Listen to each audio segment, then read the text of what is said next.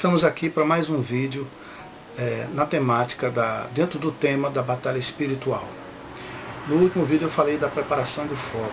Agora eu queria focalizar um pouco no capítulo 6. Paulo, na sessão prática de Efésios, que é a segunda sessão da Epístola aos Efésios, o apóstolo Paulo nos exorta a fortalecermos no Senhor. Diz ele no capítulo 6 de Efésios, no versículo 10, quanto ao mais, serem fortalecidos no Senhor e na força do seu poder. E vai dizer para nós nos revestirmos da armadura espiritual de Deus. Revestirmos de toda a armadura espiritual de Deus para poder ficar firmes contra as astutas ciladas do diabo. E ele vai dizer por quê? Ele vai dizer porque a nossa luta não é contra o sangue e a carne, e sim contra os principados e potestades, contra os dominadores deste mundo tenebroso, contra as forças espirituais do mal nas regiões celestes. Agora, ele já tinha falado da graça de Deus no capítulo 1, de ter os olhos iluminados no coração, os olhos do coração iluminados, já tinha nos orientado no capítulo 5 a remirmos o tempo porque os dias são maus. E agora o apóstolo Paulo, ele vai nos exortar a sermos fortalecidos no Senhor e na força do seu poder. E ele explica por quê. Porque a nossa luta não é contra o sangue e a carne, mas contra principados e potestades. John Stott, quando ele fala dessa parte aqui de principados e potestades, ele vai citar uma palavra que era usada tanto para imperadores como César, como para homens como Nabucodonosor, por exemplo. Quando um rabino se dirigia a Nabucodonosor, ele usava a palavra cosmocratores, que dá a ideia de dominador mundial. Então, queridos, nós não estamos lutando contra pessoas, mas contra um grupo organizado de espíritos, de anjos caídos, que trabalham para as trevas, que trabalham para Satanás. E nós temos que nos fortalecer no Senhor, porque nós não temos forças em nós mesmos. Em toda a história, todos os cristãos, de todas as épocas, sempre souberam disso.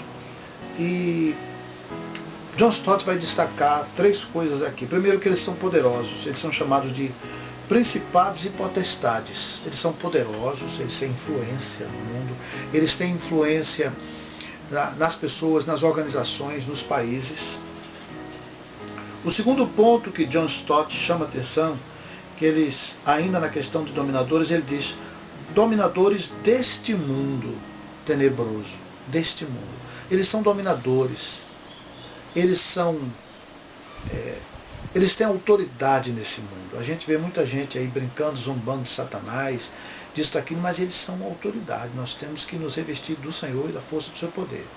O segundo ponto que John Stott diz é que é deste mundo tenebroso. Eles trabalham nas trevas. As trevas são a sua habitação, eles fogem da luz. Todos os seus agentes humanos, os que seguem os caminhos dele, trabalham na surdina. Eles trabalham escondidos.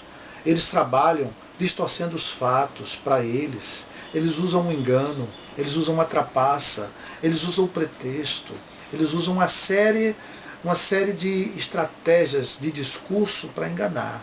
Seja no terreno da política, seja no terreno da religião, seja no terreno da economia, do Estado, da administração do Estado, independentemente do regime, qual for. Eles são uma autoridade, são dominadores. Em segundo, eles vivem nas trevas, o apóstolo Paulo vai dizer. Dominadores deste mundo tenebroso. Em terceiro lugar, ele diz, são as forças espirituais do mal, ainda no versículo 12.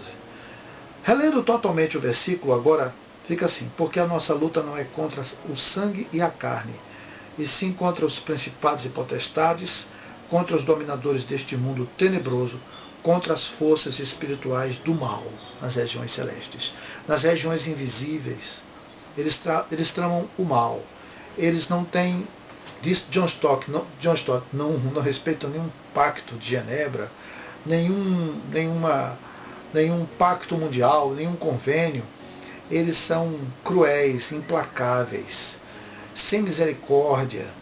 Eles são capazes de fazer mal a um bebê. Eles são as piores criaturas que existem. Nós não estamos lidando com uma brincadeira.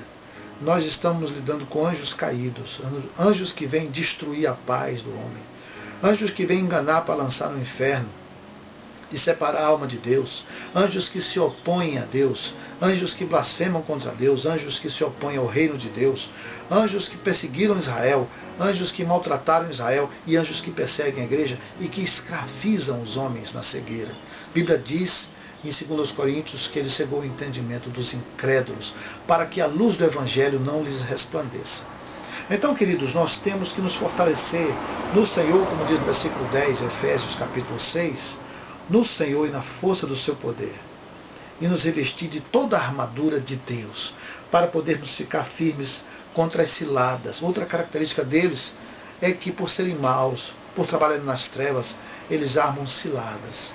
Eles são espertos, eles não vivem na sabedoria, eles são capazes das piores maldades, das piores armadilhas.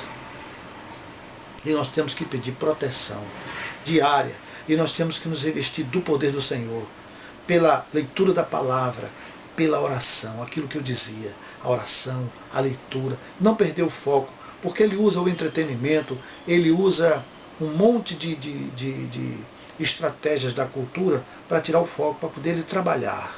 Ele ridiculariza a sua própria imagem, ele distorce a sua própria imagem. Nós estamos diante de criaturas, de seres de alta malignidade. Todos os grandes ímpios e maus da terra foram seus servos, foram seus súditos. Só que Jesus é maior, só que Deus é maior do que ele, só que Deus tem autoridade e controle. Contudo, o cristão, ele precisa, porque Deus mandou, e na Bíblia tem sempre essa dupla sessão. Nós somos mais do que vencedores, mas temos que obedecer a Deus. Cristo está do nosso lado, mas temos que obedecer a Cristo. E nós teremos vitória contra o mal, se nós obedecermos a palavra de Deus. E a palavra de Deus manda, revesti-vos do Senhor e da força do seu poder. Essa é a minha oração. Que Deus lhe abençoe e que eu e você cada vez mais aprendamos a depender do Senhor. Em nome de Jesus. Amém.